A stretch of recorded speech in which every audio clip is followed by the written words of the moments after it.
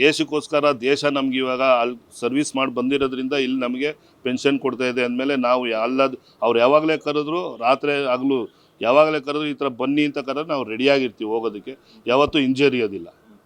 ಮಂಡಿಯು ಶರಣಾಗ್ತಾರೋ ಇಲ್ವೋ ಗೊತ್ತಿಲ್ಲ, ಫಸ್ಟು ಅವರು ಯುದ್ಧ ಮಾಡ್ತಾರೆ, ಮಾಡ್ಬೇಕು ಸ್ವಲ್ಪ ಆದರೂ. ಸ್ವಲ್ಪನೂ ಮಾಡಿಲ್ಲ ಅಂದರೆ ನಾವೇನು ಸೀದಾ ಒಳಗಡೆ ಹೋಗಿ ನುಗ್ಬಿಟ್ಟು ಅವ್ರನ್ನ ಪಾಕಿಸ್ತಾನನೇ ನೆಲ ಸಮಾಧಿ ಮಾಡ್ಬಿಟ್ಟು ಬರಬೇಕು ಅಷ್ಟೇ. ಅದೊಂದೇ ಇರೋದು ಆಪ್ಷನ್. ಇಲ್ಲಾಂದರೆ ಎದುರಿಸ್ಬೇಕು, ಇಲ್ಲ ಎದುರಿಸೋಕ್ಕಾಗಿರೋ ಮಂಡಿ ಊರಕ್ಕೊಂದು ಅದೇ ನರಿ ಬುದ್ಧಿನೇ ಜಾಸ್ತಿ ಮಾಡೋದು. ಅವ್ರೇನೇನು ಪ್ಲ್ಯಾನ್ ಮಾಡ್ಕೊಂಡಿದ್ದಾರೋ ಗೊತ್ತಿಲ್ಲ.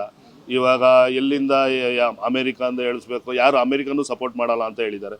ಚೈನಾದವರು ಏನು ಕುತಂತ್ರಿಗಳು ನಡೆಸ್ತಾರೆ ಅಂತಲೂ ಗೊತ್ತಿಲ್ಲ. ಇವಾಗ ಯುದ್ಧ ಆದ್ರಂತೂ ಗ್ಯಾರಂಟಿ ಅವ್ರನ್ನ ಒಳಗಡೆ ನುಗ್ಬಿಟ್ಟು ಹೊಡೆದ್ಬಿಟ್ಟೇ ಬರಬೇಕು.